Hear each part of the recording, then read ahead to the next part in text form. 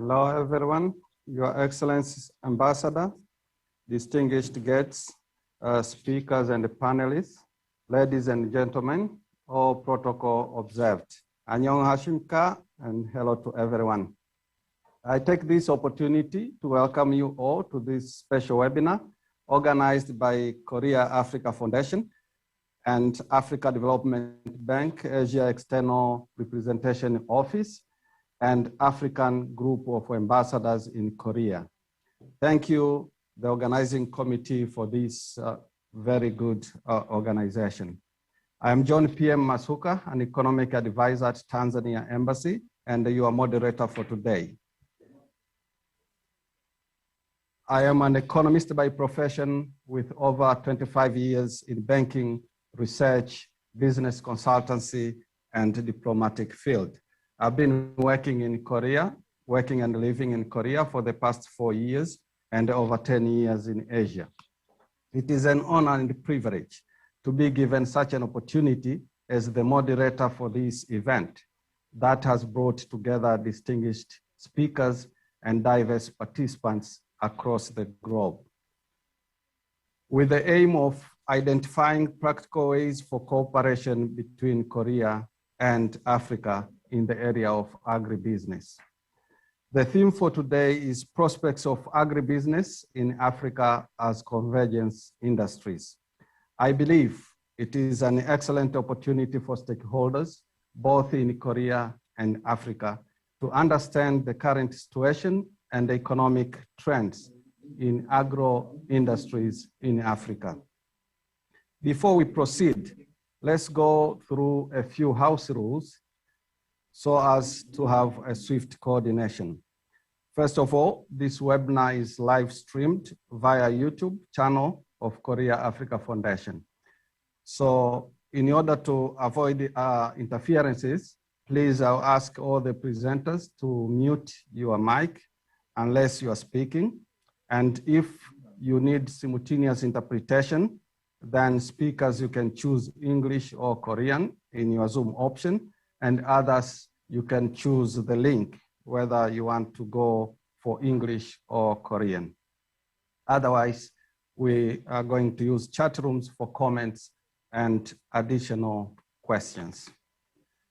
We thank God for giving us this opportunity to hold this webinar in the middle of COVID pandemic, which has so far claimed a lot of lives, shaken economies, and above all, has forced us to adopt to the new normal. Having said that, I would like to introduce the co-organizers, and please let's give them a round of applause when I introduce them. First is Ambassador LYEO Woon-Ki, President of Korea Africa Foundation. Secondly is Mr. Takashi HANAJIRI, Head of Asia External Representation Office at AfDB.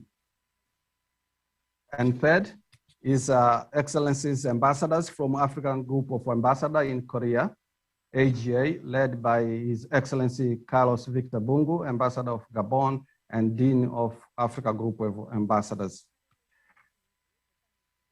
Our event today has two sessions, where session one will cover keynote speech, and session two will be panel discussions. Without further ado, let me invite Ambassador LYEO Woon-Ki, the President of Korea Africa Foundation, for your opening remarks. Welcome, sir. Hello again. Good afternoon and good morning. Professor Oyebanji Oyeraran Oyinka, Senior Special Advisor to the President on Industrialization of the African Development Bank. His Excellency Carlos Victor Bungu, the Dean of the African Group of Ambassadors in Korea. Mr. Takashi HANAJIRI, the Head of the Asia External Representation Office of the African Development Bank, and all the speakers and panelists and distinguished guests.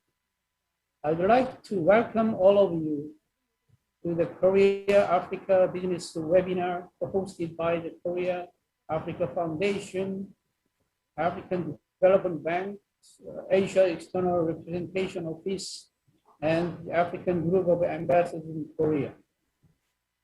This webinar under the theme of agribusiness in Africa as Convergence Industries is being live streamed via YouTube channel of Korea Africa Foundation.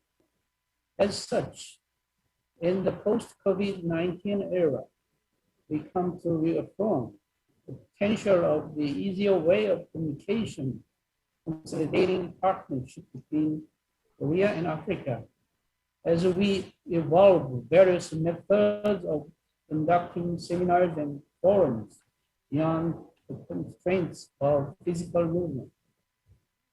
Distinguished guests, today, agro-industries are bringing the attention across the world as a new promising industry of the future.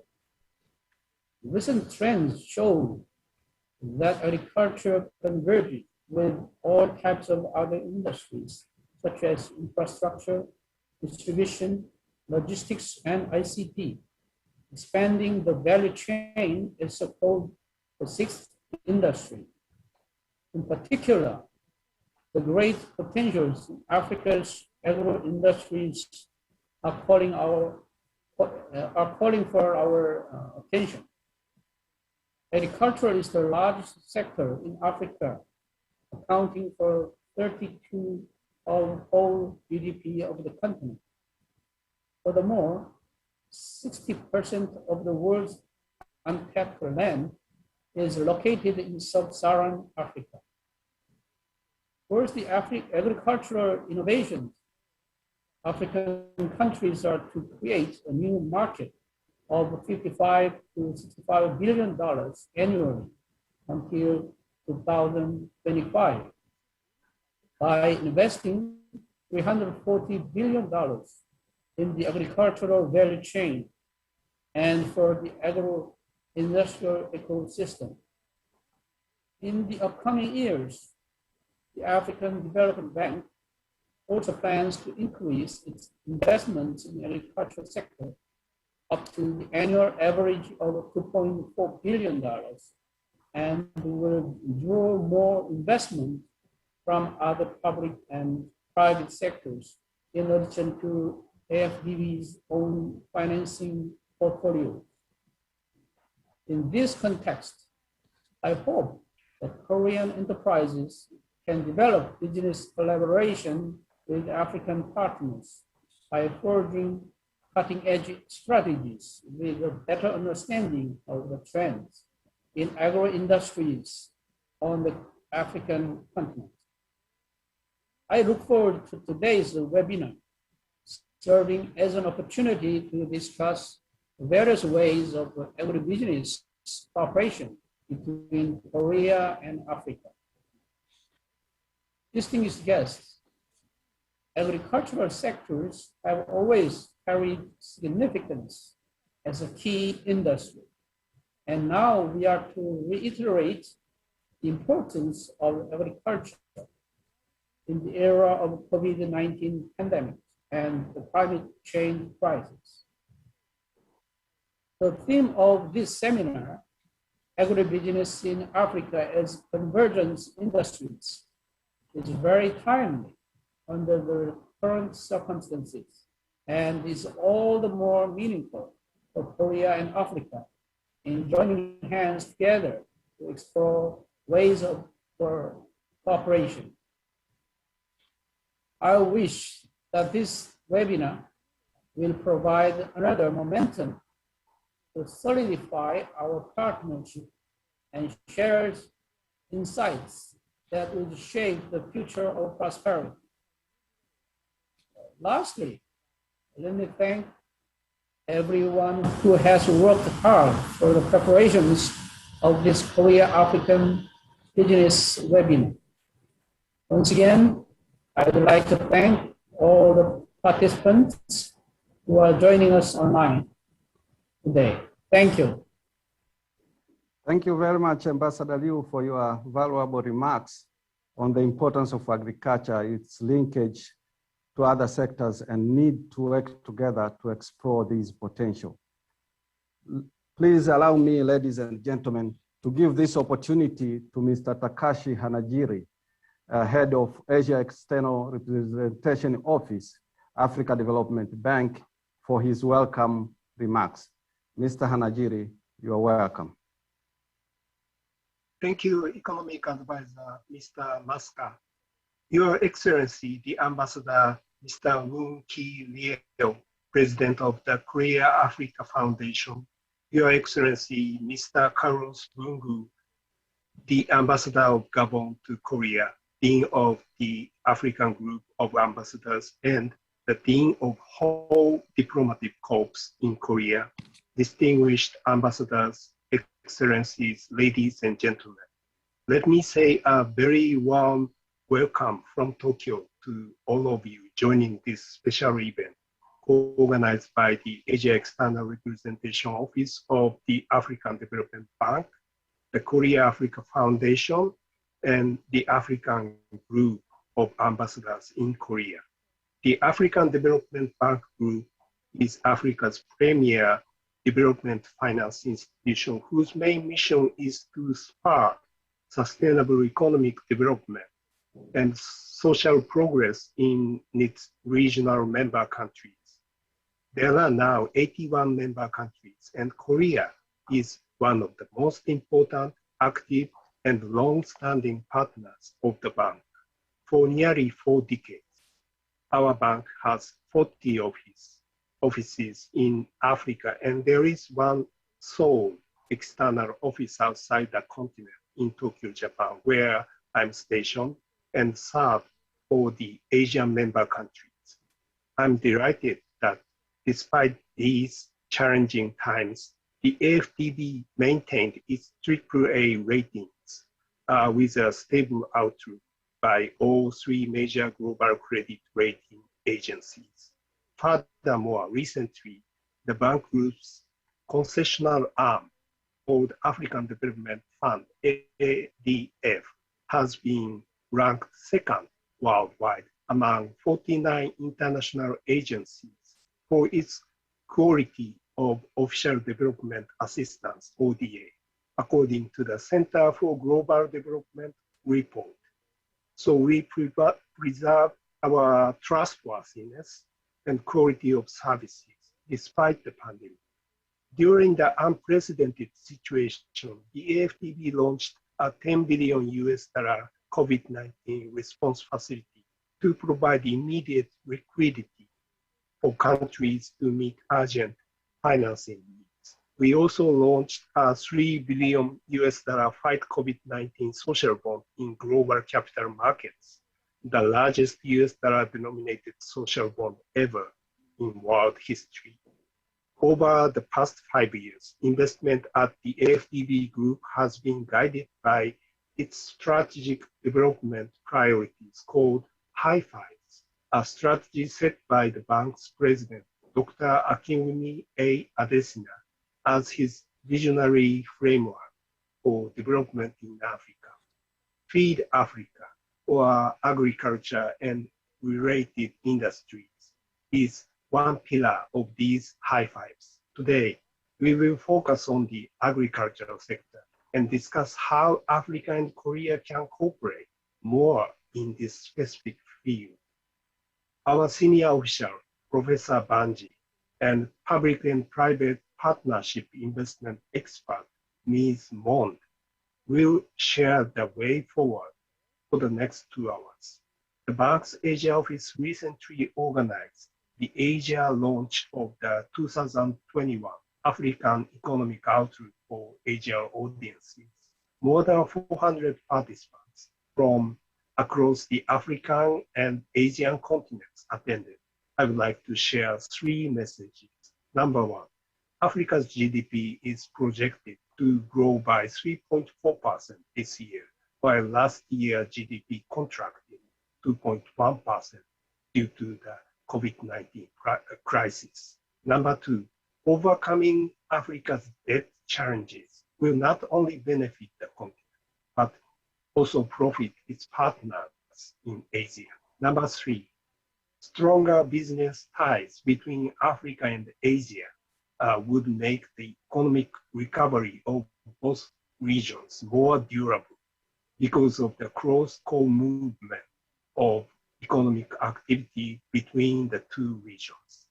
I believe Korea will play an essential role in this regard. Since 2015, even from the time of the predecessor of the Korea-Africa Foundation, the African Development Bank's Asia office and the foundation have maintained close and robust partnerships. As the head of the bank's Asia office, I'm very much looking forward to our continued cooperation with the foundation for the people of Africa and Korea's mutual benefits. Last but not least, I would like to express my sincere appreciation to all African ambassadors and diplomats in Korea for all the time and efforts they have contributed to strengthening the relationships between Korea and Africa. Thank you for your kind attention. Merci beaucoup and 감사합니다. Thank you very much, Mr. Hanajiri, for your remarks. Let's give him a round of applause. Now we move to the keynote speech that will be given by Professor Banji Oyeyinka, who is a senior special advisor on industrialization to the president of AfDB. He served as a high level within UN system in UN Habitat, as well as UNCTAD, and he's a former professor in a number of universities. He has written a number of books and papers that are worth reading. Let me, ladies and gentlemen, invite Professor Banji to cover Korea-Africa relationship in the post-COVID era with a focus on emerging agro-industrial investment opportunities. Professor Banji, the floor is yours. Thank you so much, Ambassador John Masuka. My pleasure. Ambassador Leo, the president of the Korean Africa Foundation, Excellency Carlos Bungu, Ambassador of Gabon to Korea and Dean of Africa Group of Ambassadors, and the Dean of the whole Diplomatic Corps in Korea. Distinguished Excellencies, ladies and gentlemen, thank you so much for the Foundation for inviting me today. It's an honor, and we feel that this is the right time actually to do this post-COVID. I want to thank the organizers for bringing us all together at this turning point in times of post-COVID-19. What is clear is that the pandemic exposed very deep dependencies of African countries on virtually everything: medicine, food, vaccines, name it. So the continent is looking for answers on all sides. The continent is looking to new pathways to its own development. But of course, opportunities also abound everywhere. As previous speakers have said, by 2030, for example, the youth population will be about 1.7 billion people, Africa potential population, with a consumer spending projected at about $6.7 trillion. These are enormous, big numbers that, portends big opportunities for Korean-African relation. We also have the Africa Continental Free Trade Area that has just come up. But in the context of that, let me place our discussion within the topic of today, which is agribusiness. Abike, can you project the slides? I'm just going to speak to a few of the slides to show us where we are in Africa and what the opportunities are for Korea-Africa relationship. Please go to the next slide. As you can see, Korean-African trade has been going up for the last 20 years. In our mind, it's not near enough. It is clearly also located in few countries in terms of volume. Ethiopia, Tanzania, and Cote d'Ivoire. Our desire is that Korea will be all over African countries. Next slide. And of course, in terms of the top exports to Africa, the top 10 are, as you see here, ships and floating structures, minerals, fuels, vehicles, plastics, related material, boilers, and machinery. Most of which are manufactured goods. And we want to see more Korean presence in manufacturing in Africa. Next slide, please. Now, this slide shows also the foreign direct investment of Korea into Africa. It has gone up, of course, but as you can see, since since 2018, this has been going down. And post-COVID, or during COVID actually, it has actually gone way down. 69% of Korean companies entering African markets specialize in Africa, particularly auto vehicle, construction, wholesale, and trade. Next slide. Now, we have also tried to understand the challenges faced by Korean companies. A few of them are projected here on the slide. One is the difficulties that the companies face in terms of who to approach, in terms of which organizations could help them navigate the markets in Africa. The second relates, of course, to government in terms of policies. Korean businessmen always talk about trying to improve in the policy environment, which is, of course, a legitimate concern. In particular, they have very few information on the Francophone African countries, and they would like to see more of this openly shared. Also, we've had concerns expressed about visas and taxation. Again, a universal concern, which should be worked upon. And finally, in terms of the broad brush, the COVID-19, of course, has exerted very strong impact on everyone, not just Korean businesses. We've seen that, and we've also seen opportunities. Right now, in the bank, we are speaking about the need for domestic manufacturing in pharmaceuticals. And we have support from many sources. And these are issues that we would like to discuss with Korea, of course. Because what we see is that almost 90% of all drugs, PPEs, and all medicines come from relatively 2 or 3 countries, China and India. I think this is a space in which Korean businesses can play a huge part. We see, of course, the direction in which many African countries, and there was a very big vaccine conference that was organized at a very high level recently by African heads of state. The consensus, of course, is that it's about time that we have autonomous domestic manufacturing capacity for basic medicines and for vaccines in Africa. So this is an area in which Korea, of course, can play a very important role. Next slide, please. Now, the major talking point, a big concern that didn't arise yesterday, is Africa's need for diversification. You see on the next slide, the issue that I mentioned earlier about Africa's dependency on raw materials and minerals. 80% of all total merchandise exports for Africa are commodity exports. In almost half of Africa's economies, commodity exports earn 90% of them. 3/4 of African countries export make up 70% of their earnings. So you have a situation where these countries are locked in what you call resource dependency. It's a dominance of both agriculture and natural resource export that has perpetuated dependence on foods and manufacturers' imports. What we have seen over the last 50 years of development experience is that Africa has not benefited very much. Unprocessed minerals and energy has accounted for almost 80% of Africa's export. And agriculture continues to employ a very huge proportion of the workforce. Basic economics will tell you that when a country is actually on a pathway to developing, it moves from agriculture into manufacturing. and you find the proportion of the workforce in agriculture continue to go downward. This has not been the case in many African countries. Next slide, please. So Africa needs support. And this, I'm speaking now to issues of not just aid. I think the time aids are useful.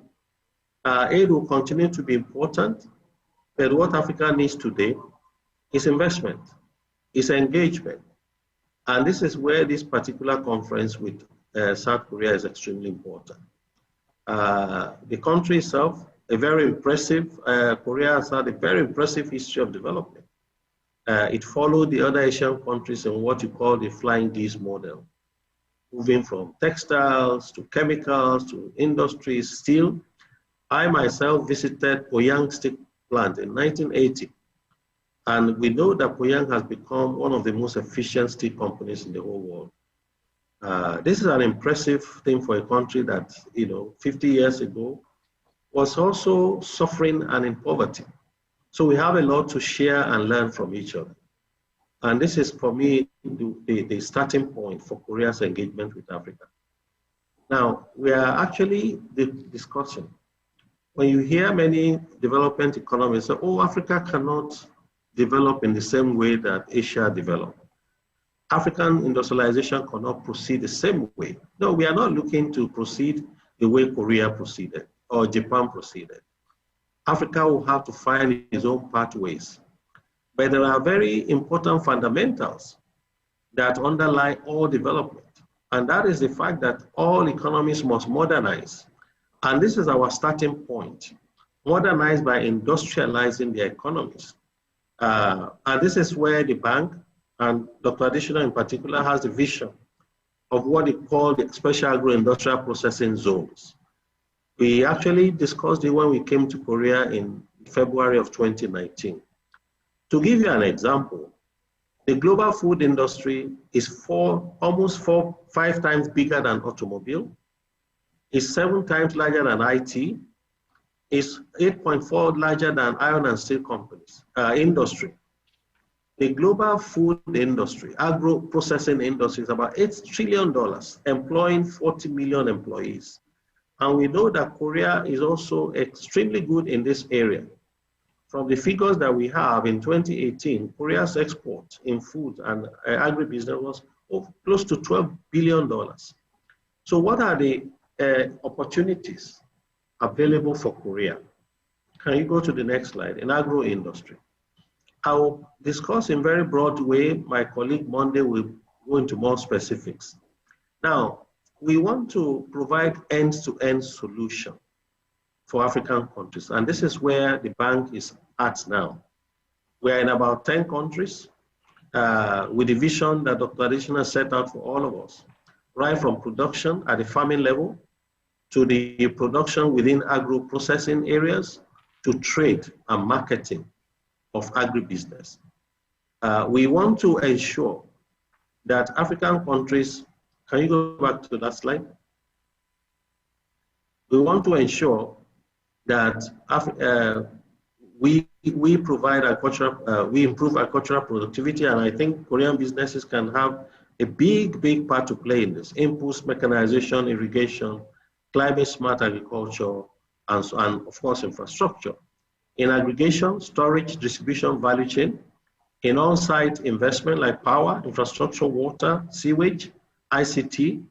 In distribution, agro-logistics, and exports market. These are all very big areas. Please go to the next slide, where we're inviting Korean businesses to come and play a role. Next slide. Now, this particular one I'll skip.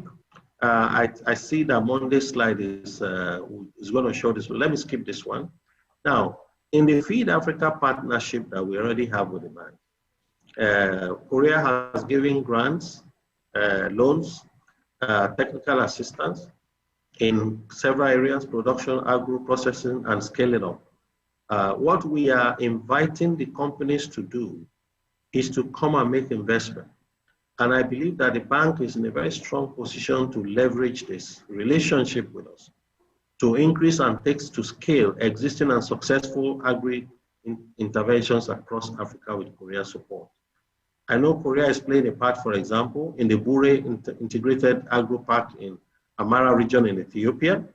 The park is under construction, supported by the bank and the Korea Exim Bank. We would like to see you in many more. As I said, for example, we are in 8 countries, 10 countries, including the big countries, South Africa, Nigeria, DRC, Ghana, Guinea, and so forth. Next slide, please. Now, this is the map, a very rough map of the rollout of the agribusiness in Africa in 2019-2020. These are areas in which we are playing a big role, and we're inviting Korean businesses to come and play a role. We'll be happy to have more granular discussions with you. We invite, for example, private special agro zones. We invite collaboration PPP with governments of these countries.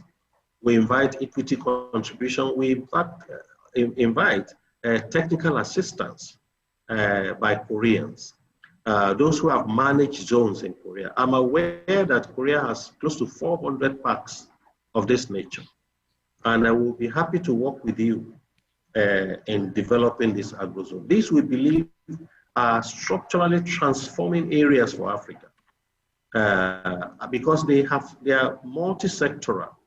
They cut across all areas: infrastructure, agriculture, business, industrialization, and every area in which Korea has excelled in the last 40 years.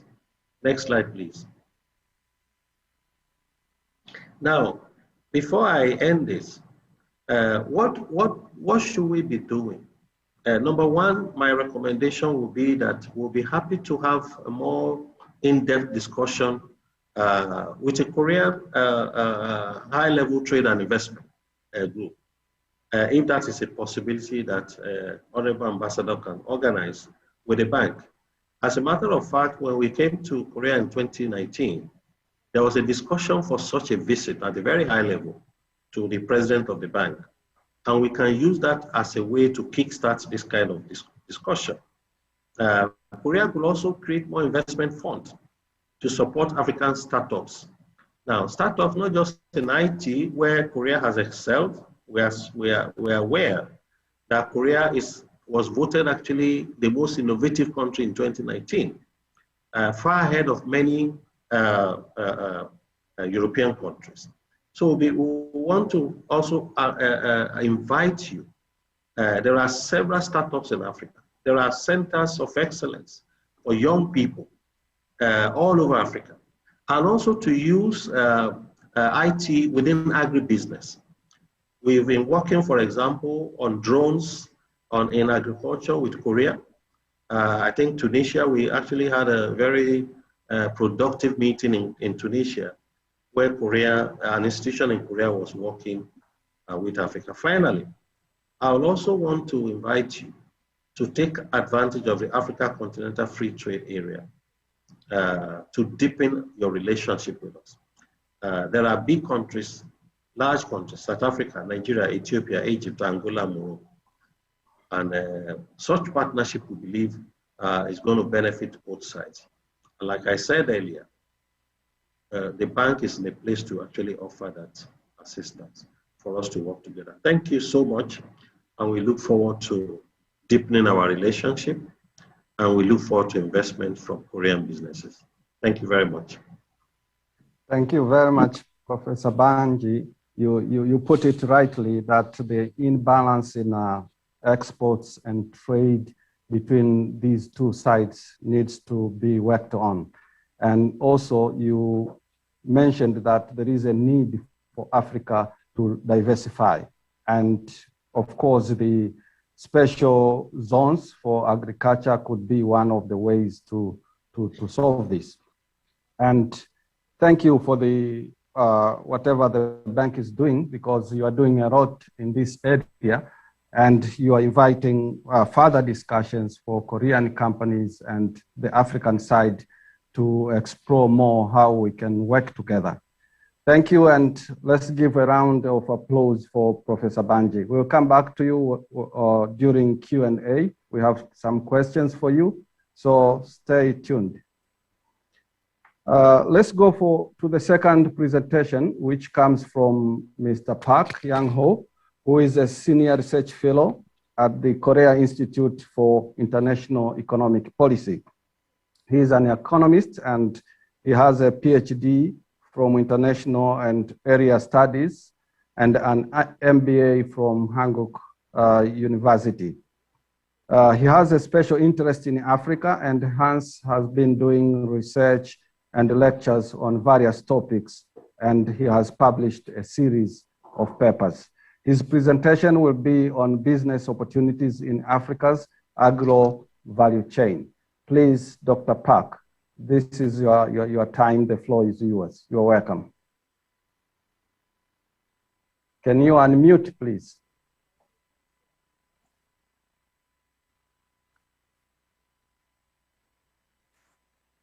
Yes, please, go ahead. Okay.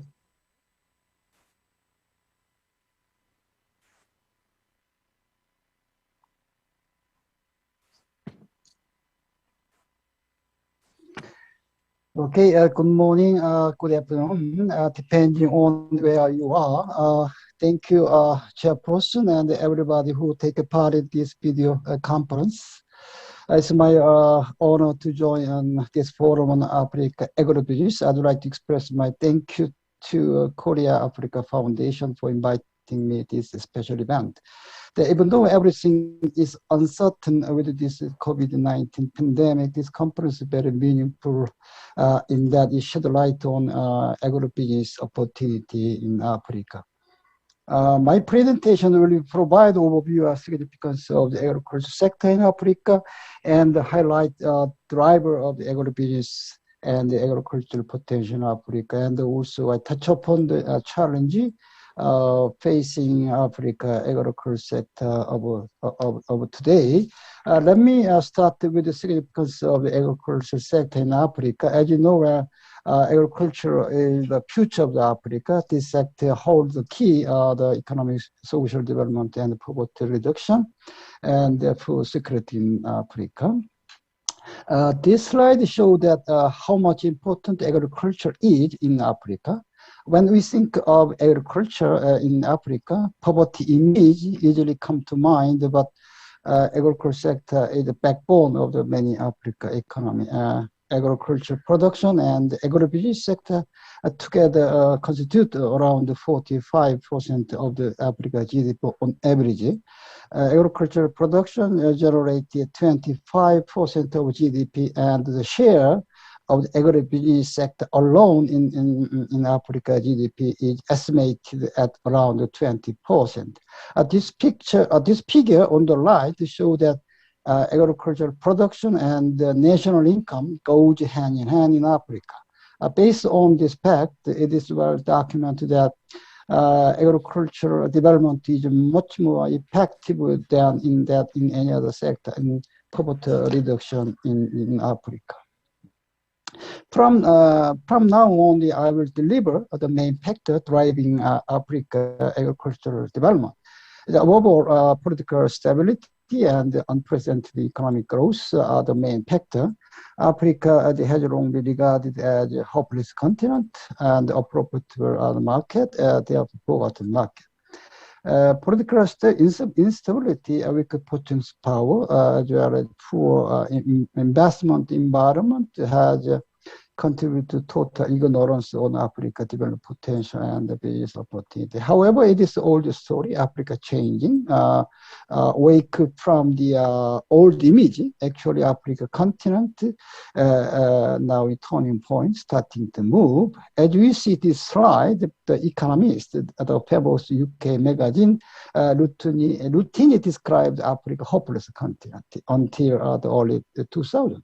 However, the magazine changed its attitude, describing Africa as a hopeful continent. In fact, Africa is becoming market for the opportunity. As you see in the figure on the right, Africa economy has shown remarkable growth since 2000, based on the political stability, among others. This is a signal of changing the Africa.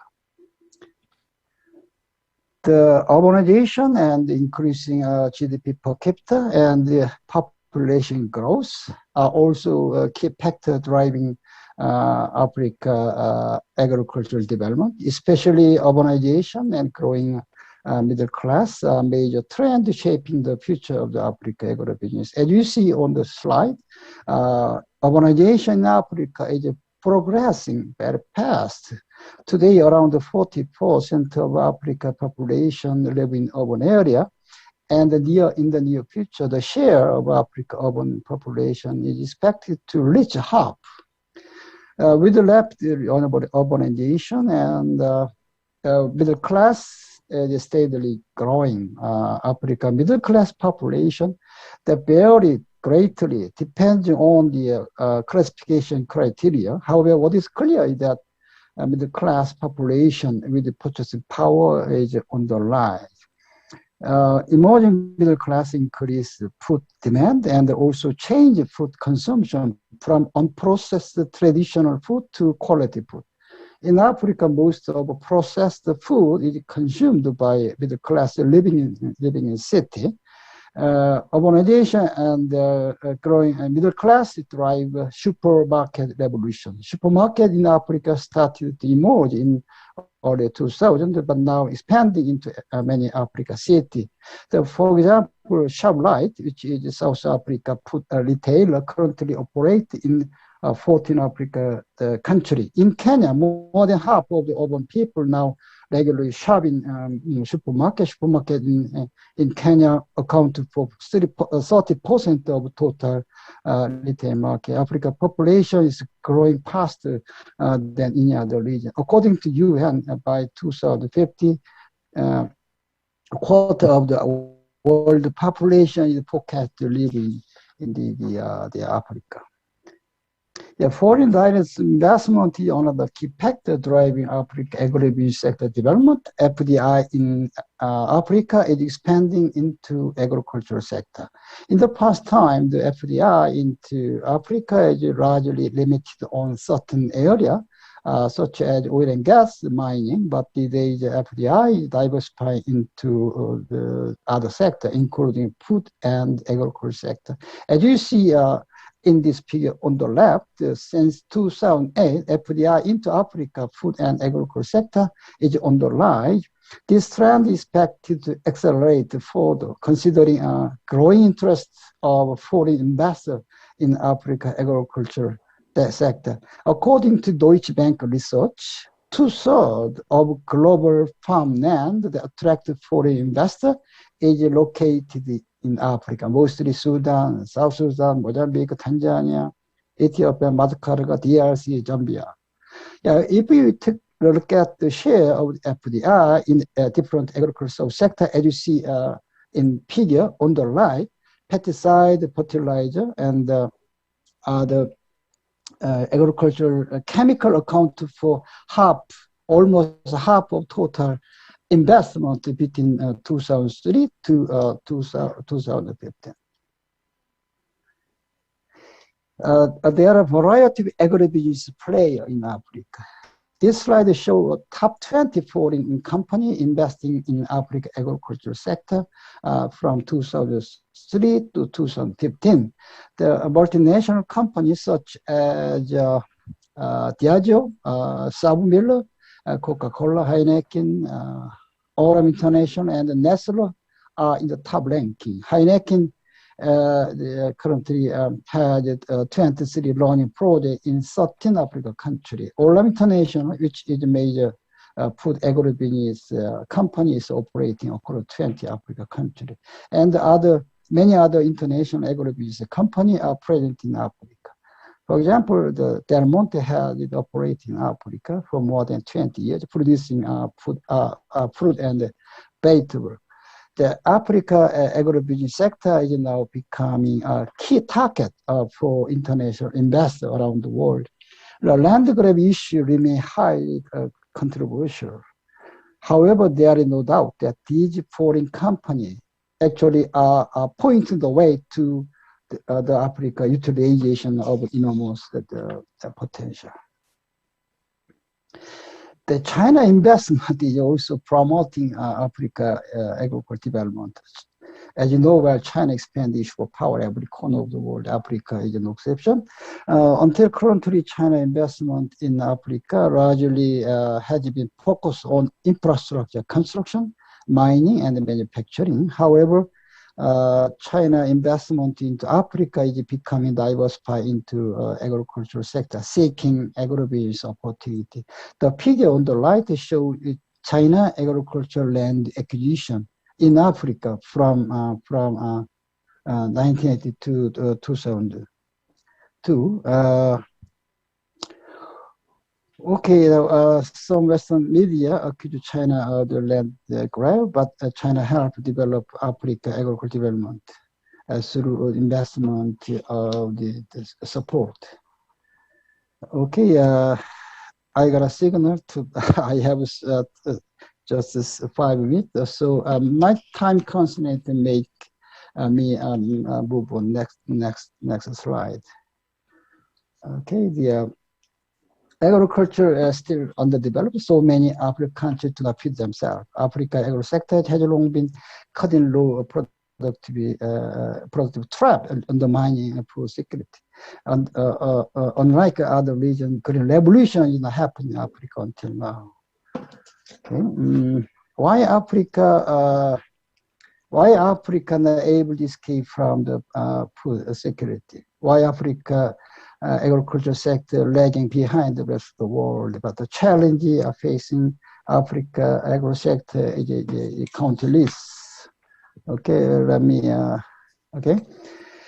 As you mentioned, Africa agriculture sector has countless challenges, but its development potential is very, very huge. Africa continent is home to around half of the world uncultivated arable land. This is not all. According to World Bank report, Africa agriculture and the agribusiness sector are forecast to reach $1 trillion market in the near future.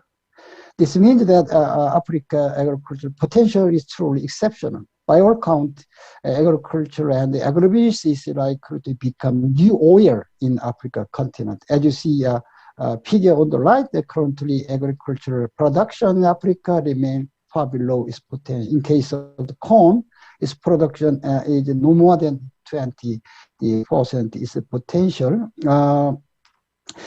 So far we have take a look at the potential and the challenge of the Africa agribusiness sector. It is true that there are two facts about Africa. One is dauntingless challenging, or the other is enormous business sector. Which side do you support? There is a consensus that if you take a look at Africa business sector from the long-term perspective, opportunity outweigh the challenge. Thank you very much. Thank you very much, Dr. Park, for your insightful presentation. And I can highlight very few things, but I think also we need to manage time. But you have mentioned a number of points which are very key, and I hope the coming presenters and the panelists will dwell more on the subjects you two have presented. And with respect to untapped potentials, I think this is quite a crucial topic. I hope during Q&A and during the panel, we'll have more time to do that. So let me quickly jump into the questions for Professor Banji and Dr. Park. There are a number of questions. Let me start with Professor Banji. There are two questions in your area. One is, what has been done so far to increase the movement of services and goods between Korea and Africa? And what have been the challenges as far as agribusiness is concerned? And the second question is, can you highlight the development finance institutions and policies that promote foreign investments in the agricultural sector with respect to Africa? Please, you can respond to both at a go. Well, thank you so much, Ambassador. I think in the last couple of years, there has been efforts in terms of organizing discussions. As I said, for example, I was part of some of those discussions, and others have taken place in Korea as well as in other parts of Africa to remove these barriers. At a very basic level is knowledge and information, as I see it. When you speak to countries that have not invested in Africa before, one of the things they tell you is the lack of information, lack of knowledge of the terrain and the context of those countries in Africa. I think Africa needs to improve much upon this, to have more information out there, to be a bit more activist in terms of seeking out investment. I think this constitutes a barrier for many Korean companies, for example, who are far more used to Asia. So there is a need for us to do a lot more outreach in Africa to be able to attract such companies to come to Africa. In terms of assistance from DFIs, and I know mostly about the Africa Development Bank, I know there has been a lot of engagements at the very highest level. But the issue of barriers is not just between Korea or Asia and Africa alone. Even within African countries themselves, both trade and non-tariff barriers are huge. And with the Africa Continental Free Trade Area, we are hoping those barriers will come down in time. As a matter of fact, the barriers between African countries is far more severe than between Africa and others. You know, as we know it, trade between African countries are less than 20%. And when you look at the European Union and the Asian groups, it's close to 60%. So I think the historical barriers, both tariff, non-barrier, physical barriers, and so forth, between these countries is something that needs a lot of conversation around to bring down. But for me, the most insidious, actually, the most important that I see going forward is more outreach, more advocacy, and the bank, as I said earlier, can do a lot more in bringing down this the barriers between Korea, for example, and Africa. Thank you. Oh, thank you very much, Professor. Just a correction, I'm not an ambassador. So I'm just an economic advisor. So before my boss fires me. No, I don't think so. Okay. Thank you very much. Let me go to Dr. Park. Dr. Park, I have 3 questions for you. The first is, this is from Muyol Lim. He says, could you please give us a briefing on the current status of cooperation between Korea and Africa in regards to the agricultural value chain? And the second question, this is associated to ICT. ICT is playing a bigger role in key sectors, including agriculture.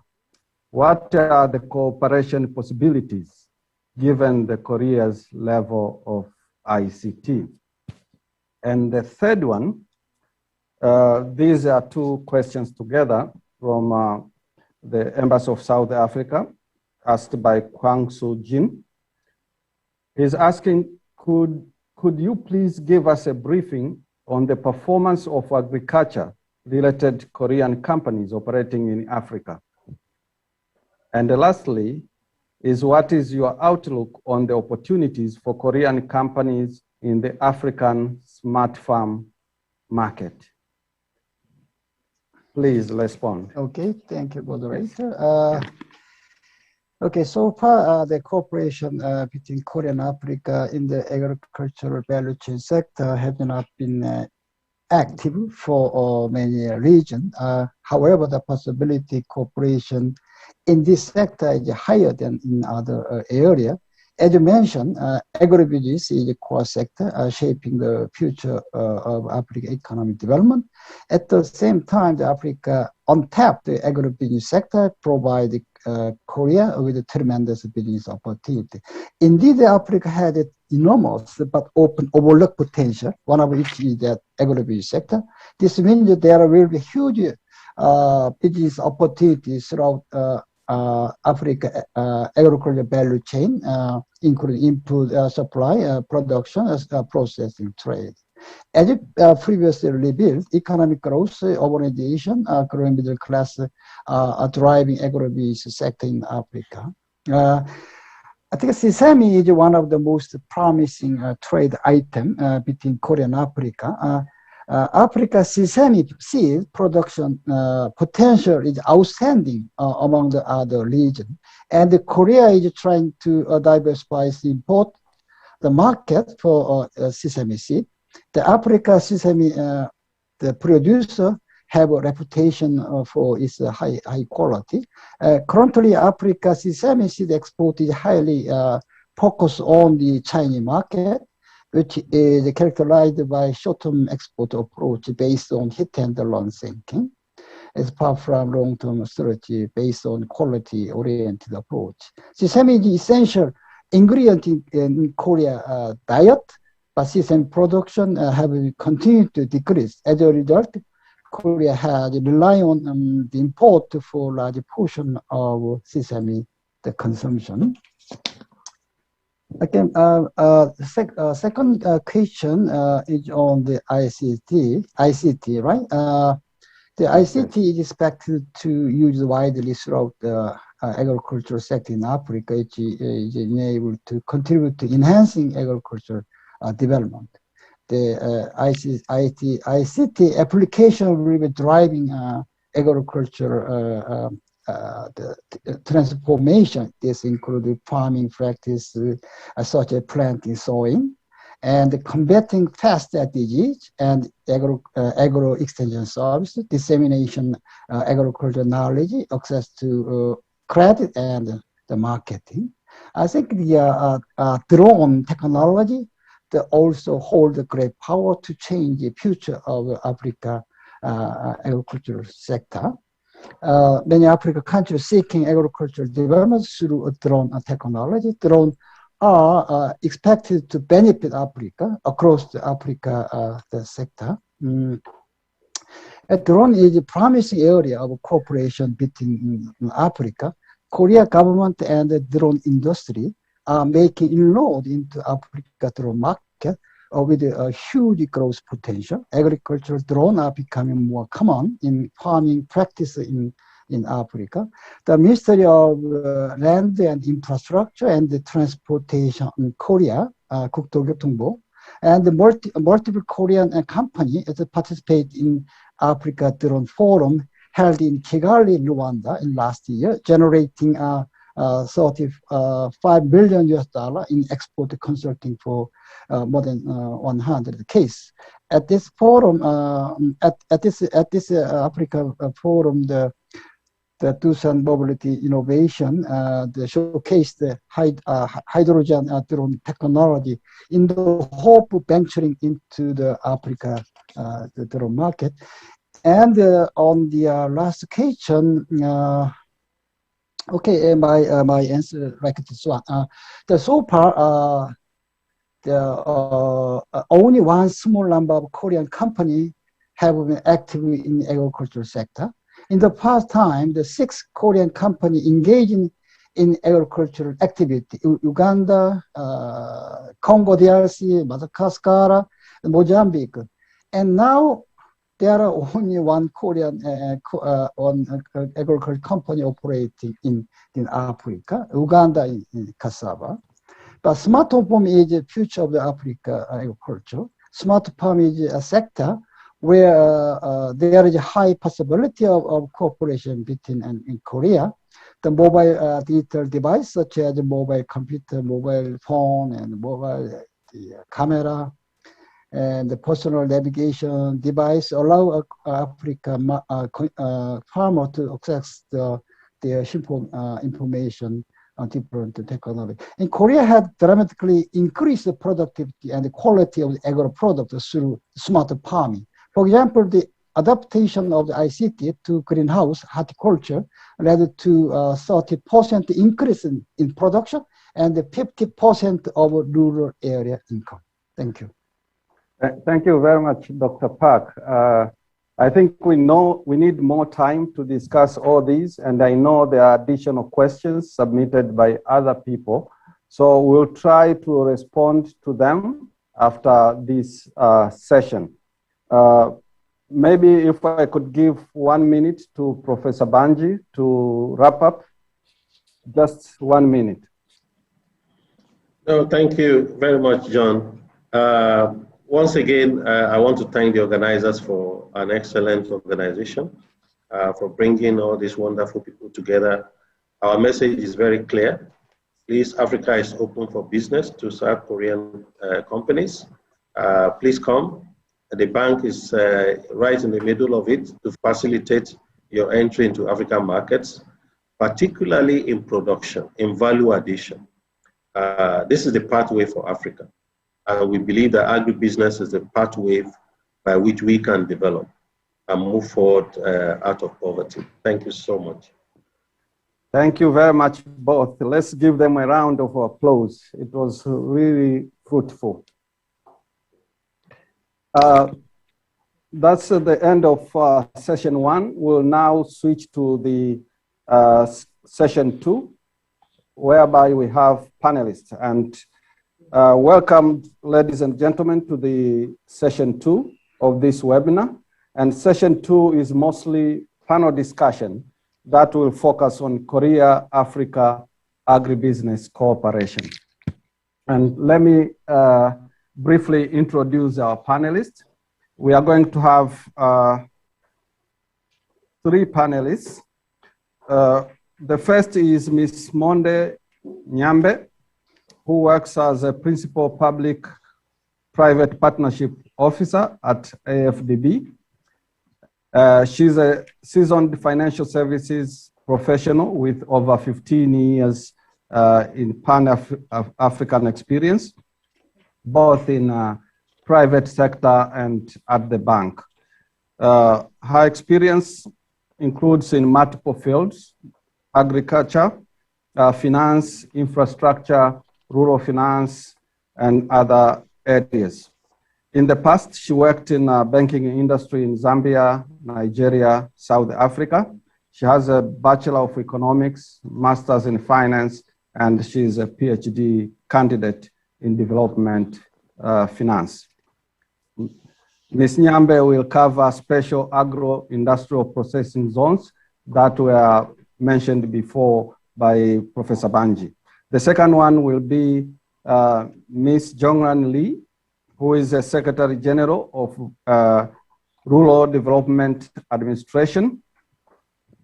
And her key agenda, of course, she's coming from KAFACI, which is Korea Africa Food Agriculture Cooperation Initiative. She will share her insights in that particular area.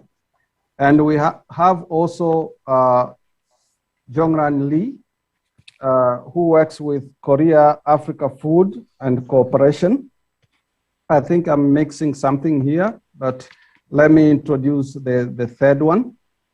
Sorry for that. The third one is Mr. Kim Dokyeon, alias Carlos, who is a business developer at Dedong Corporation. And Mr. Kim works with the company since 2017. He started as a project developer, and he worked as a sales manager in agri-project in Angola. He is a graduate from Hankook University of Foreign Studies. So these will be our panelists for today's session 2. Now with that, let me invite Ms. Nyambe, who will cover special agro-industrial processing zones, focus on potential areas of collaboration through public-private partnership and other investment opportunities. Please welcome Ms. Nyambe. Thank you very much. Greetings, everybody, and thank you for putting this meeting together. Without further ado, in the interest of time, I will proceed with my presentation. Professor Banji already started discussing the SAPZ opportunity, and this presentation will delve deeper into what the SAPZ is and the key opportunities for the Korean potential investors into the SAPZs. So a quick outline is I'll talk about the Feed Africa strategy, which has been touched on by previous speakers. Just the SAPZ model, which I'll just skim through very quickly. Key lessons learned for its success in Africa. The implementation progress across Africa, which Prof touched on also. And then just the broad components and activities, and also a bit of a discussion around the opportunities for partnership and cooperation in PPPs and direct investments. So basically the AfDB has prioritized 5 key areas for transformation in Africa, one of which is Light Up and Power Africa, which looks at energy, Feed Africa, which is our agric, and then Industrialize Africa, which is our industrialization agenda. Integrate Africa looks at regional integration and trade, and then improving the quality of... Ms. Nyambe, yes. Please, can you put full screen? Okay, Yeah, it's not full screen. Yeah, that will be better. Okay, just 1 second. Let me do that.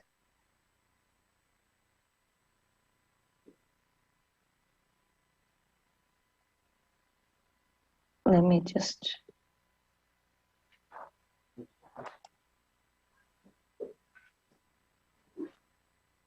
Is it full screen now? No, it's not, but I think for the interest of time, just proceed. Okay, sorry, let me reshare.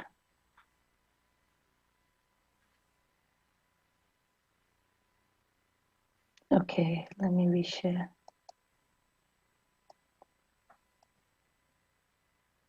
Still not full screen. Now it's okay. Proceed, please. Now it's okay. Okay, thank you. And sorry for the interruption. Go ahead. No, it's all right. Thank you. Yeah. So basically, like I mentioned, all these 5 strategic areas are areas that you will find in the SAPZ, and this will be discussed as we go along. Basically, now honing on to the Feed Africa strategy, where this SAPZ is anchored. It's a strategy for Africa's agriculture transformation, and it's about Africa achieving self-sufficiency and market surplus in 18 priority commodity value chains across 5 ecological zones. And there's different flagship programs that the bank has to ensure that we achieve this agriculture transformation. And so the overarching goals of this Feed Africa strategy are basically contributing to the end of extreme hunger and poverty, malnutrition, becoming a net exporter of agriculture commodities, and moving to key agriculture value chains. So basically this slide still talks about the goals, targets, and the status of the Feed Africa strategy.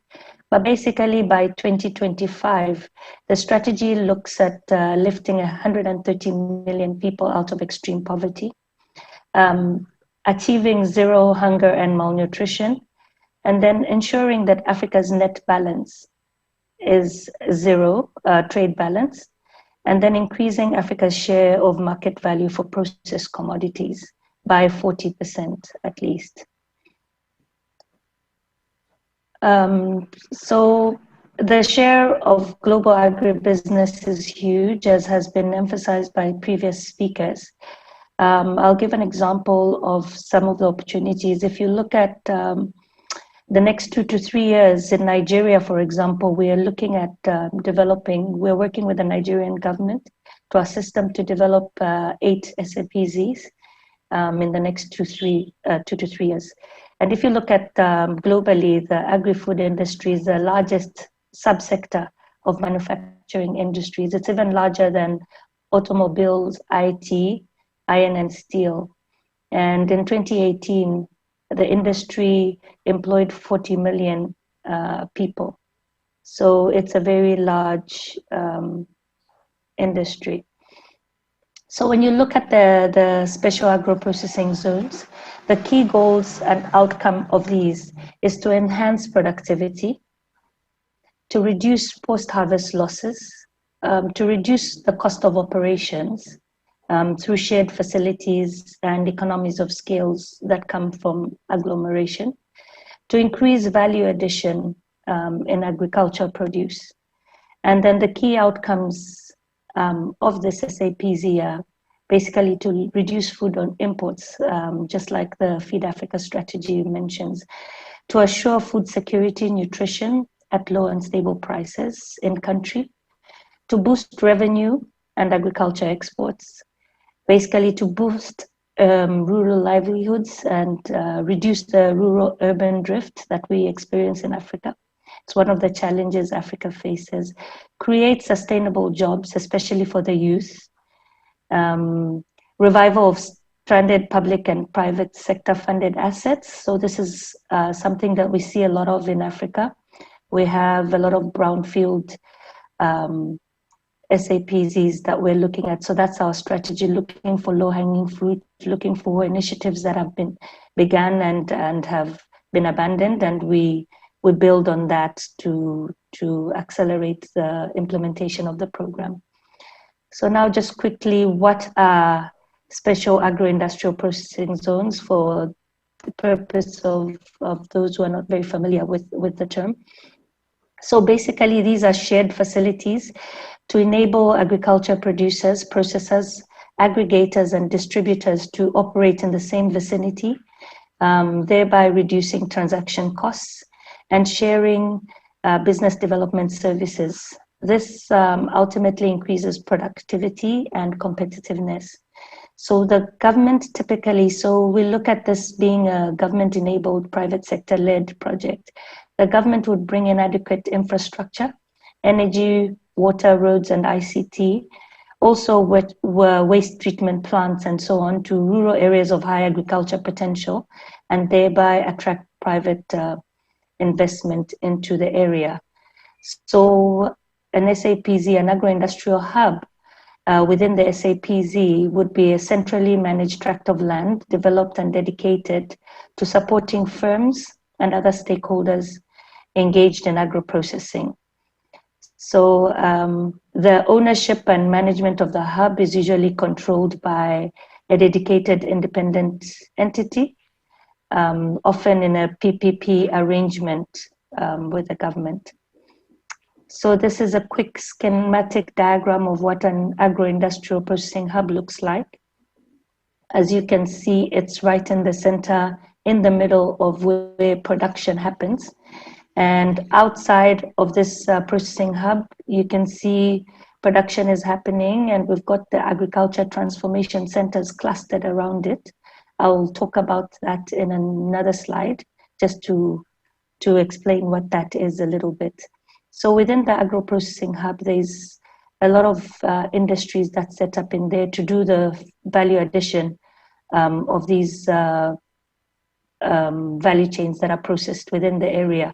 And then you've got agro-allied industries also within that. So packaging, research and development also going on, greenhouses also around in the area, demo farms, terminal markets, logistics, all that will be within the agro-processing hub vicinity. Also, other agro-allied industries will set up in that.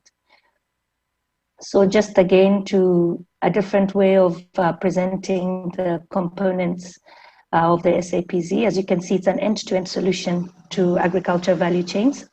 So you've got inputs coming in from the production, inputs coming in to assist the farmers in production.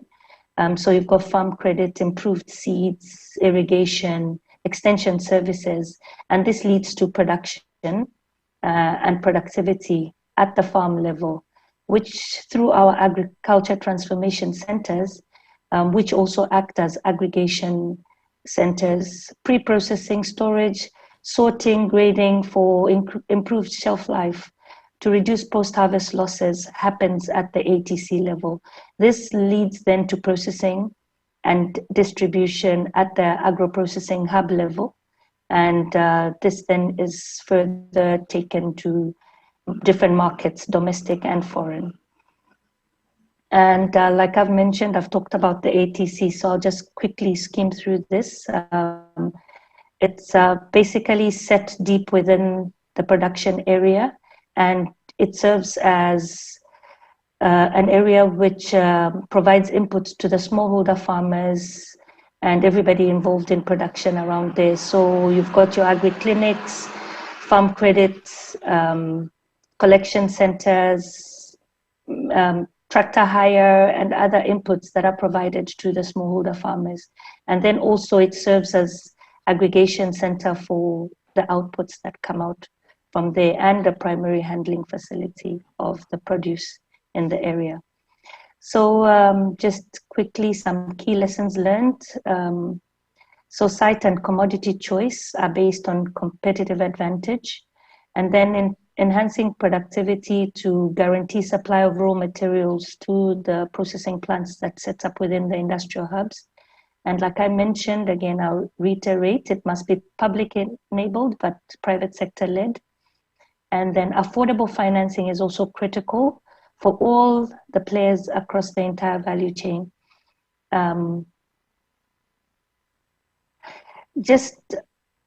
Prof had already touched on this, so I'll quickly move on. There's basically the footprint of SAPZs is across 18 regional member countries now. The bank is working to support different countries to put the SAPZ in practice. So just quickly, just to talk about this, because it gives a bit of a background to what I'll be talking to next. It essentially has three broad components. One is supporting the development of enabling infrastructure and the management of agro-industrial zones. And then the second component normally that the bank will finance is enhancing agriculture production and productivity in proximity to the agro-industrial hubs. So this is very important. As we mentioned, it feeds into what is being produced at the agro-industrial hub level. And then also institutional capacity development, project coordination and management. I'll just skip through this slide. So now I'll just go to my key slides for the day: opportunities for partnership and cooperation in PPPs and direct investment opportunities. Basically, Korean companies could come in at various levels.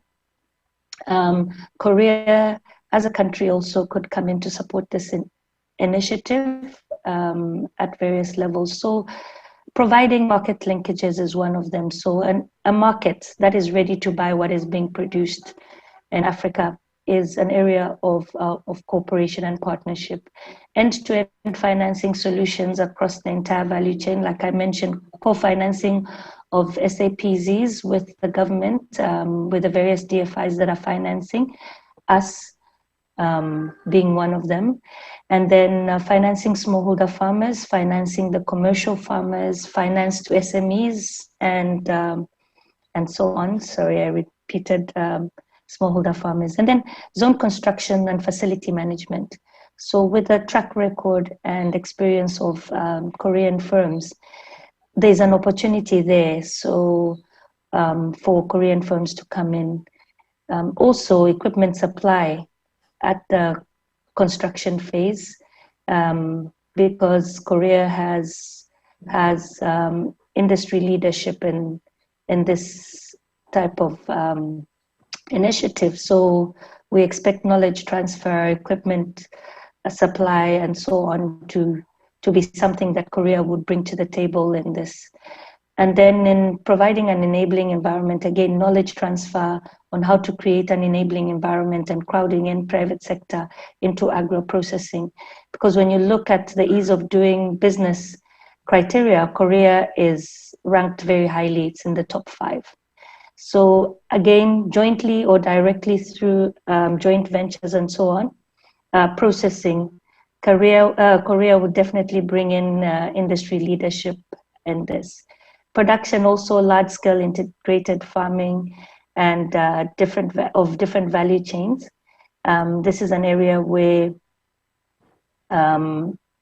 Korea would add value. So again, this slide, yes, sir. Sorry it's my last slide. Yes, I'm done. Okay, please wrap up. Yes. Thank you. Yes. Okay, so basically, as you can see, there are different opportunities, like I mentioned earlier broadly, but this slide is available also on the website.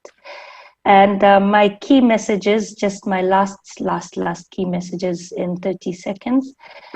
Partnership with the African Development Bank to transform Africa's agriculture landscape is critical, and the time to do that is now. We are willing to discuss this further. And then Korea being a guru in agribusiness, this is time to transfer knowledge and transform the African landscape. Other regions in the world are already working with us to support this SAPZ program, and we want to see Korea come in also and take up leadership in this area, because we believe Korea should be in the forefront of this agenda. Thank you. Thank you very much. I like the idea that SAPZ is aimed at reducing post-harvest loss, reduce the cost of production, and increase the value addition. I think this has always been a challenge in Africa. And also the idea of integrating production, processing, and marketing. If this works well, I hope it will help to boost or to solve a lot of challenges Africa is facing today.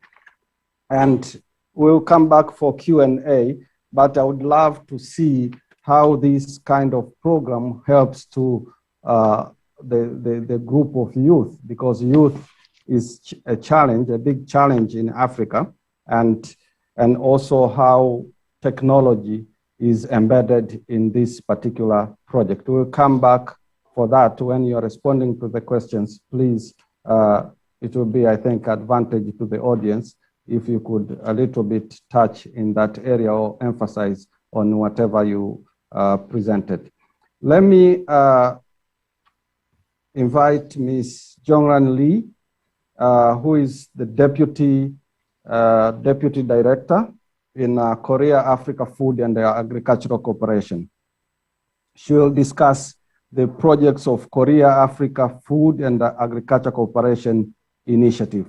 Please, you are welcome to share the experience you have. Welcome, Ms. Lee. Yeah. 감사합니다. 안녕하십니까? 저는 Hello everyone. I'm from Korea Africa Food and Agriculture Cooperation Initiative. My name is Jongran. I'm Deputy Secretary General. I'm in charge of managing our project. Through my presentation, I'd like to introduce you KAPACI, which is the Korea Africa Food and Agriculture Cooperation Initiative. I'll be calling my organization in a short acronym, which is KAPACI. 6개의 아프리카 국가와 저희 한국농촌진흥청이 함께 아프리카의 공통 농업 현안을 해결하여 농업 생산성을 향상시키기 위해서 설립한 농업기술협력협의체입니다. 지속적으로 신규 가입이 늘어나면서 현재는 지금 아프리카 22개국이 회원국으로 참여하고 있고요. 아프리카 배연구소, 국제축산연구소 등 5개의 국제기구 및 기관과 파트너를 하고 있습니다. 저희는 회원국의 Also work with us. Let me share with you the missions and visions of CAPACHI. First, the mission is strengthening the partnership and leadership to improve food security in member countries, and also multilateral cooperation in agriculture, R&D, and extension through knowledge and experience sharing among member countries for the purpose of promoting food production technology, contributing to the establishment of national policy, and building capacity of promoting African researchers in agriculture. Our vision is driving eradication of hunger and poverty. Now, let me tell you about our activities. We have General Assembly, and we have Executive Council meetings, planning meeting, workshop, evaluation meetings, symposium, forum. So we develop and explore what kind of activities we can do together. In the early stage of our establishment, we had the General Assembly and Executive Council and Secretariat. Country by country, we try to explore what are the projects that that country really requires. As you can see here, these are the CAPACHI projects that we have carried out from 2011 to 2014. And as a Africa-wise, Pan-Africa project we carried out 2012 to 2018. The name was Development of Country-Based Indigenous Domestic Animal Genetic Resource Information System, DAGRIS, in Africa was carried out. And as a regional project, we carried out enhancement of the National Agriculture Extension Service Phase 1 and 2 and publication of agricultural practices and calendars. Currently, we have diverse other committees such as Science and Technology Advisory Committee. We also have other programs totaling 5.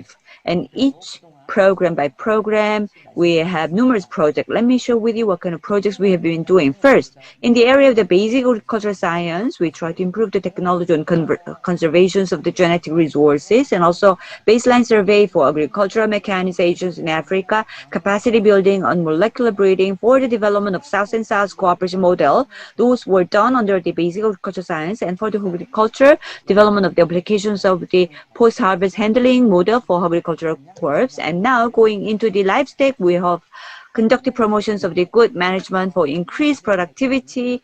열대 거세미나방의 종합 방제 기술 개발, 또 카파시 저희 카파시의 간판 과제인 아프리카 벼개발 파트너십, resources, and also we have conducted the horticultures, integrated management of fall, army worm, and also for the food crops, Africa Rice Development Partnership, and enhancement of high-yielding rice germplasms, and also development of high-yield grain and quality rice. In doing our work, one of the most important thing was that we need to strengthen the competency of the researcher, especially training young scientists to transfer Korean agriculture technology was very important. In 2018, targeting the young scientists, we received a project for 1 month. We have invited them and we try to train them and the knowledge that they have acquired and also the human network, they were able to carry out the projects. The young scientists that we have invited, they all share the view that 1 month is too short. So from 2019, in every year, we try to invite 4 to 5 scientists, and the training lasts about 6 months. So 4 from Ghana and Uganda were invited, and the scientists went back to their country. They carry out their research, and they are producing a great result so far. Last year, Ghana, Nigeria, Uganda, we have invited a total of 5 scientists, but as you know, because of the COVID-19, their entrants were limited. So at the end of last year, they came to Korea, and this week, the training will be completed. By the end of this week, they will be back to their own country. This year, in Ghana and Uganda, total of 4 young scientists have been invited from July the 1st. We'll be beginning the training. And this program is targeting the young scientists from Africa, but also the satisfaction level is really high, and we believe that this project is definitely a win-win project. Now, let me share with you the key achievements that we have achieved. As I mentioned before, among our projects, we have this special project to develop and disseminations of the rice varieties and together with the Africa Rice Institute until 2025. Total of 9 years and 1 month will be spent to develop the rice in Africa.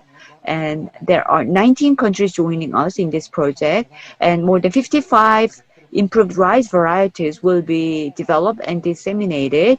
And we have already distributed in Senegal and Malawi. For this project, we have dispatched Dr. Kang to Senegal, and he's working in Africa currently. Dr. Kang, Africa, Korea, Rice Breeding Laboratory, AKRIL, was established, and more than 50 different kinds of the varieties were developed. And based on Dr. Kang, in order to succeed this project, the most important thing is we need special systems to enhance the breeding capacity of Africa. So we need to also develop these people. And how do we do that? We will select people every time, like 5 in each time, and then we will teach them how to enhance their practical skills and techniques of key rice breedings. And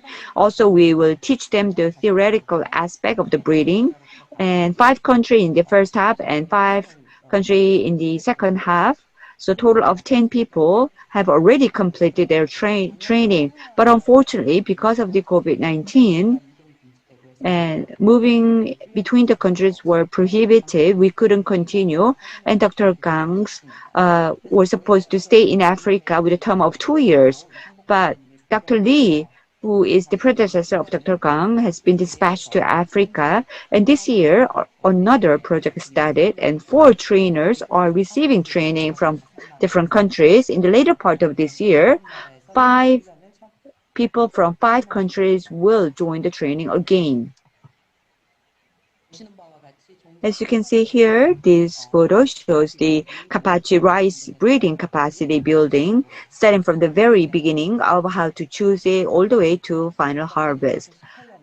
This photo shows 2018, Dr. Kang is trying to teach how to breed, how to build the capacity of the breeding. This slide shows that in Senegal, we have done also Malawi and Mali, total of 5 new rice varieties were registered in Senegal, Malawi, and Mali. You can see the yield is on average 7.2, and also this is far above the world average of 4 tons. This has been registered in Senegal. The name is East number 7, and this is regarded as the most representative one, much higher yielding than what was originally produced in Senegal. And also it's really adaptable in Senegal. They all complimented that it's really good for their health and also easy to digest, and the production rate is really high. It's about 14 times more expensive. So last year, Kapachi also carried out a special video and uploaded on video how we train the people and how we develop the rice variety in Senegal. Please, if you want to watch it, it will show you about 15 minutes of how to do it. And now, as I said before, horticulture is another area that we focus on. About 50% of the tomato are lost. So we'd like to also reduce the post-harvest loss of tomato, ranged from 68% to 60% in Cameroon. So we have published 25 manuals, and we have translated it into English, French, and other languages as well. And also mango, orange, other vegetables and fruits, we have developed the manual and we have translated that. And if you look at the result, in case of tomato post-harvest loss reductions is huge, all the way to 60% in Cameroon. This manual, you can see that it shows the story of the cattle in Africa and why diversity matters. So this is quite interesting, and together with the International Cattle Association, about 20 different cattle in Africa, we try to do the research, and also it shows different kinds of the stories. In 1 minute, Yes. Yes, please. 예, 그다음에 저희는 또 Yes, I will do that. Also, we are carrying out the livestock training. As a result of that, most of the member countries, their income have increased, and also it provide different jobs for unemployed people. This shows the progress on Kapachi program. Continuously, we are carrying out workshop and also forum, symposium, and also we try to publish the booklet that shows our result. As we celebrate the 10th anniversary, we have carried out publications that summarizes 10 years work and also performance. And we also produced the final report and also the mechanizations of the Africa and the impact of our food and agriculture cooperations. Twice a year, we also issue newsletters so that we can communicate the work that we have been doing. And if you're interested, please visit our homepage and you can definitely see the newsletter that we issue. Well, I don't have time, so let me briefly tell you our short-term plan. From 2021 to 2023, in order to strengthen our cooperation, we have signed MOU with the African Union. This is our plan to be signed soon so that we can start the rice breeding training, because it was supposed to end this year, but we'd like to continue that. By signing MOU, we can do that. So we are in consultation with the African Union. Next year, we have two plans to carry out because the climate change and mitigations of CO2 emission is critical. So we plan to carry out new projects. And because young scientist training attracts a lot of attention, we will focus on inviting more young scientists so that we can provide workshops and training. That concludes my presentation. Thank you. Ms. Lee, your institution is doing quite a lot, and I think it's very important, especially in the area of technology transfer and capacity building. We'll come back to you with some questions. Let me now invite Mr. Kim Do-kyun from Dedong Corporation for your presentation. Please, Mr. Kim, you're welcome.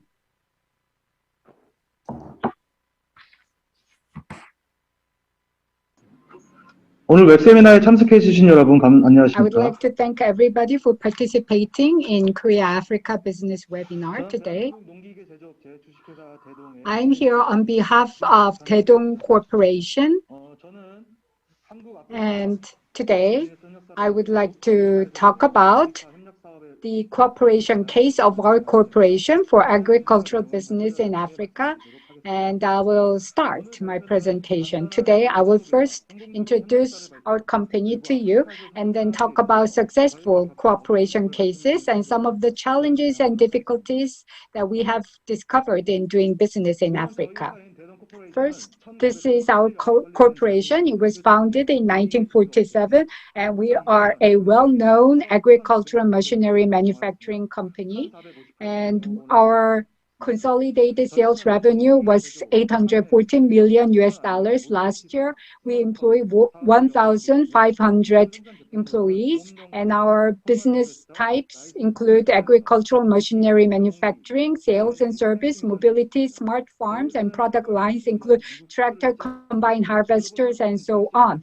We began doing business in global market in 1985, and we have subsidiaries in various parts of the world, and we sell our products under the brand of Coyote, and we also produce our own engines, and we also produce our key core components for our agricultural machines. We have vertical integration of core products, and our machineries are well regarded in world market. We provide total solution for agricultural machinery around the world. And today I will talk about successful cooperation cases that our company has carried out. In 2018 and 2019, we have participated in Angola farm mechanization project, and the project value was around $100 million. And we have increased the productivity of agricultural sector in Angola, increasing farmers' income, improving the quality of life in rural Angola. That was our goal. In carrying out the project, as for specific solution, we carried out R&D and specialist team. They were dispatched to Angola, and we identified the soil conditions, user characteristics, and then we established a special TF team. We traveled all over Angola to identify the characteristics of Angola terrain and soil. And based on the research, we have selected the appropriate products and recommended the list of products to Angolan government. And we have communicated with the Angolan government continuously to reflect their needs in carrying out the project.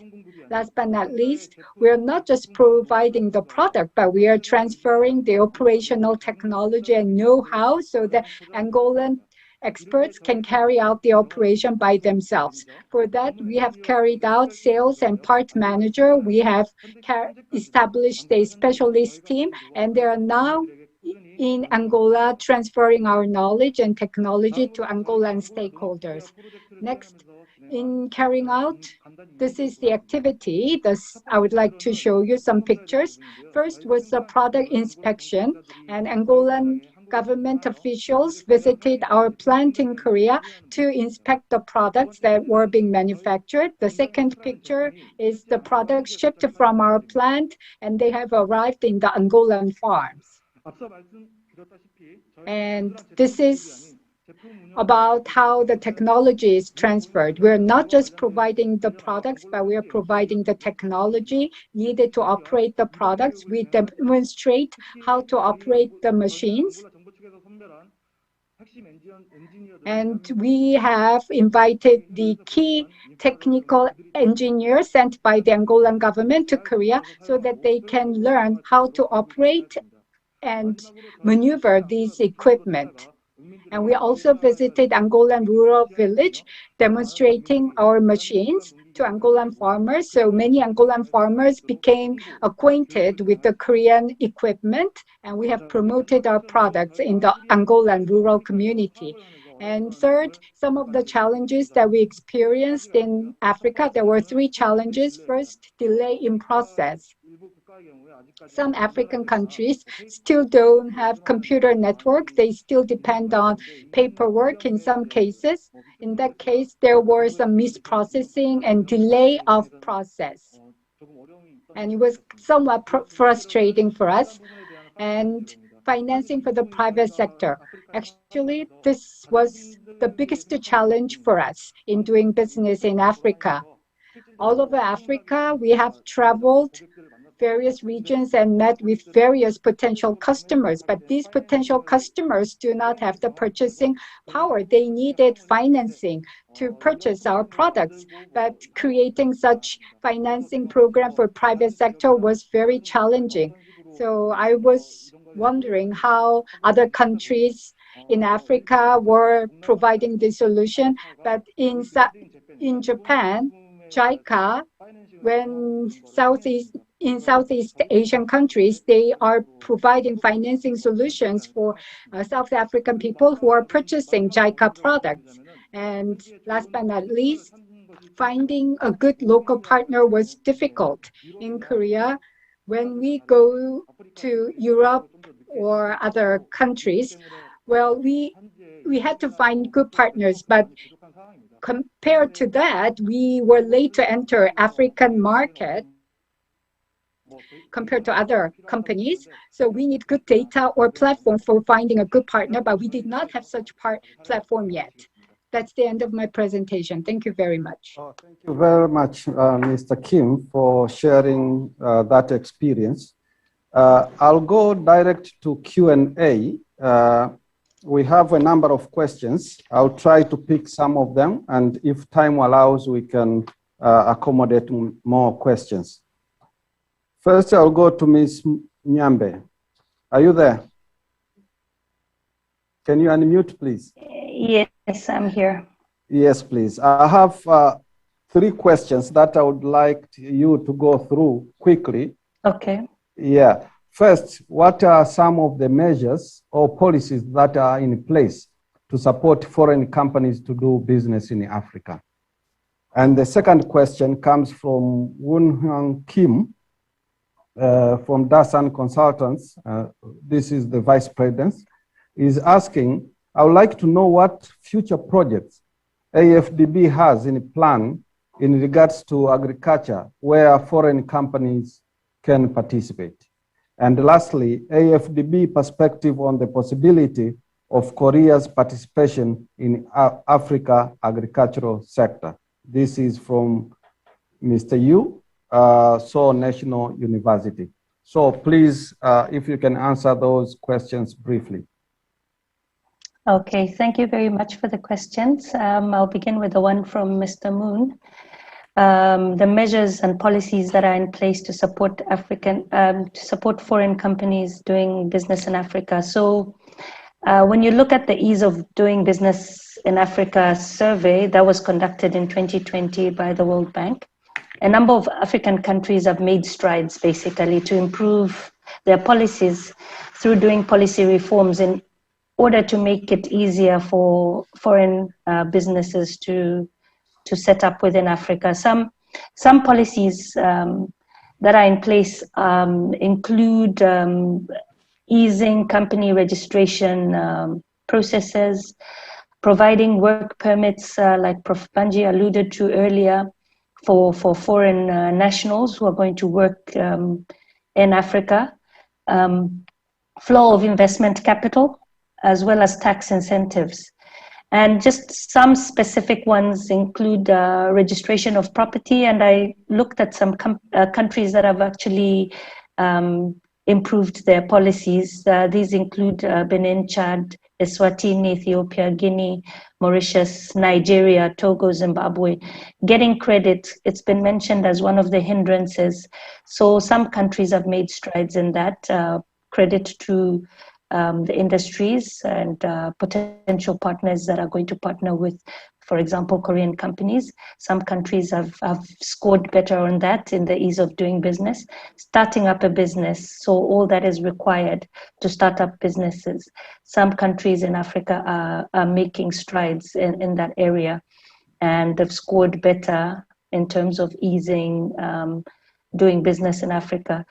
Dealing with construction permits, paying taxes, enforcing contracts, getting electricity, trading across borders, protecting minority investors, resolving insolvencies are some of the areas in which African countries have improved in the last year, basically to improve the ease of doing business in Africa.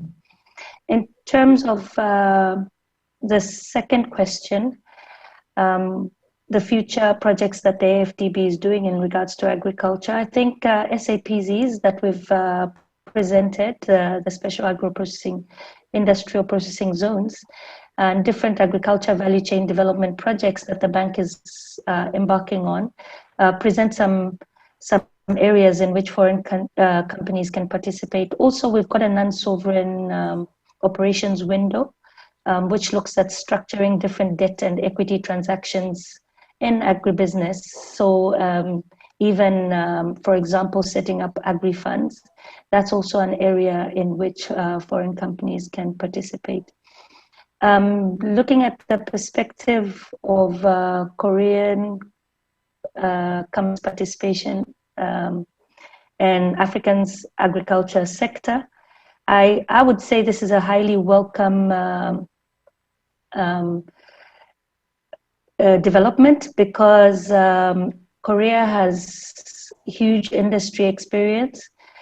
Korea has the capital, you have the market leadership, markets, technology leadership also, and so on. So Korea can set up manufacturing plants, bring in equipment, bring in the expertise, the innovation, and so on. So this, the AfDB regards this as a highly welcome development and an opportune time also to do business on the African continent due to also opportunities that are being brought about by the African continental free trade area, among other things.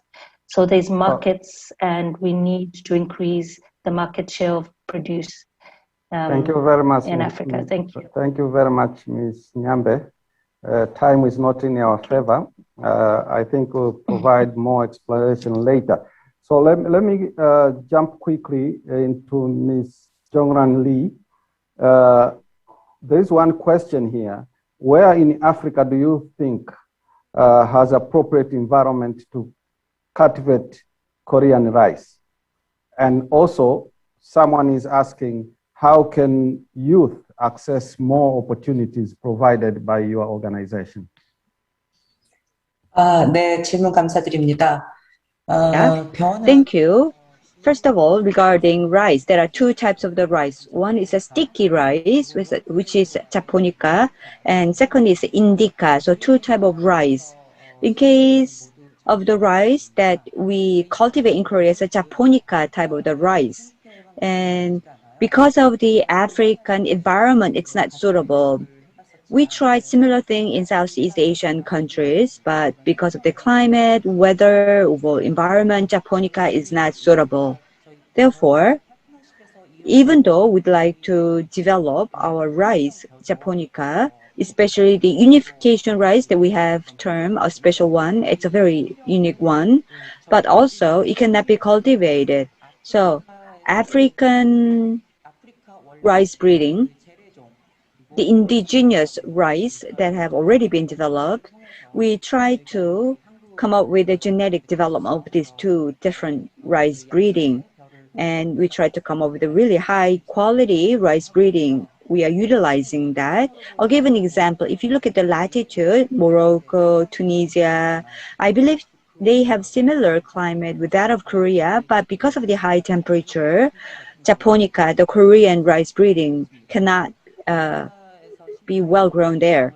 However, if we try to cultivate Korean rice, which is japonica, I don't see that there's a huge possibility of letting it cultivate successfully in Africa. And there are countries who would like to join the Kapachi, and please make sure to submit that you are willing to join Kapachi. We'll review the documents, and by joining Kapachi, you can become the member of the Kapachi, and during the General Assembly, we can approve your membership. So we had a General Assembly once in 3 years, and this year, 2021, we had a General Assembly, Madagascar, Gambia, and there are 3 countries who have joined Kapachi, so definitely you can use that channel. We have another question from Osman. This is for Mr. Kim. He wants to know the areas that African companies should focus in order to establish partnership with Korean companies that can help to improve the product quality of African agricultural companies. And secondly, Mr. Osman wanted to know, are there any opportunities for African agricultural machinery and equipment to enter Korean market? We have 2 minutes for you, Mr. Kim, if you could respond to that. 첫 번째 질문부터 먼저. As for the first question, in my opinion, African agricultural machinery and equipment, when they're producing the products in Africa, I hope they can invest in component manufacturing company, because if we are going to establish partnership with African companies, we need molding and painting facility in Africa, but there are very few African companies who have such a facility or equipment. So if African companies can invest in the core component manufacturing facility or basic infrastructure, that would be of great help for us. And for the second question, in my opinion, the Korean agricultural machinery market is fully open to full competition. And given the lower wage in Africa, if you can come out with competitive quality and performance, I think you have a good chance in the Korean market. And as for tractors or any parts that are attached to tractors, some Korean companies, because of the opportunity cost and seasonality, we don't produce them in large scale in Korea. So if African companies can produce these tractors and other attached components at a lower cost, I think you will have a good opportunity in the Korean market. We are almost concluding our session. One more question for Ms. Nyambe. What PPP model is AfDB currently implementing on its order to promote agri-tech in Africa? Just for 1 minute, if you could wrap up with that. Okay, so one PPP model that would work that the AfDB is looking at is the electronic agriculture data and payment platform, which we call the e-wallet. So basically, it's an agri-commerce solution developed to help manage and create interface between all actors within the agriculture value chain. So this is definitely a PPP model that the AfDB is currently experimenting on, and it would promote agri-tech. It enables farmers, input suppliers, farm equipment, mechanized service providers, aggregators, warehousing and marketing outlets, financial institutions, and agriculture and extension officers to access useful information on the dashboard.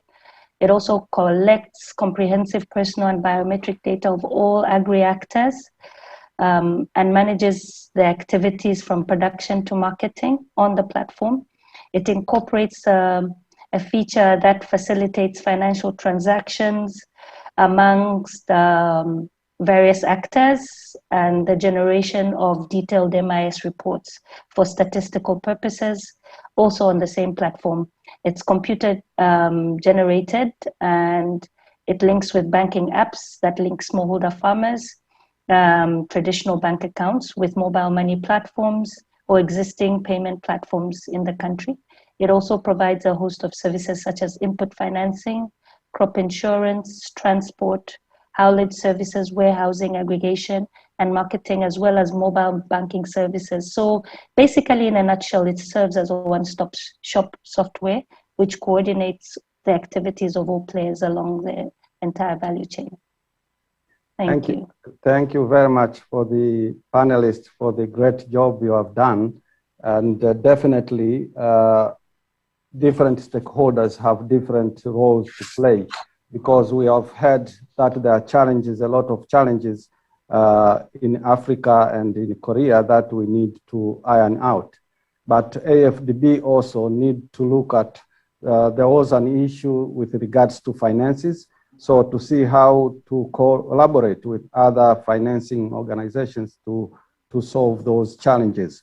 But as pointed out by Professor Banji, companies in Africa also should outreach to companies outside Africa, like in Korea, and put their information and data on their website so that they can be shared. Thank you, the organizers, Korea Africa Foundation, Africa Development Bank, and the panelists at large. And we have seen most of African economies are resource-based and concentrated in primary sectors led by agriculture. And from the experience shared in this webinar, our transformation to industrialization should consider agro industries. And with positive outlook in Africa's GDP, which is 3.4% for this year, the opportunity is huge.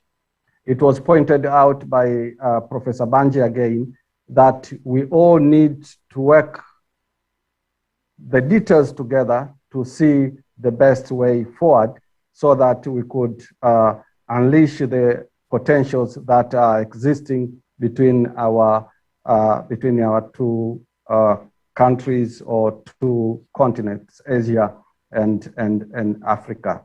With that, ladies and gentlemen, I think I have 1 minute. Thank you very much for participating in this webinar. looking forward to practical application of what we have discussed. Thank you, AfDB. Thank you, African Group of Ambassadors. And thank you, presenters and everybody who participated. Bye. Thank you.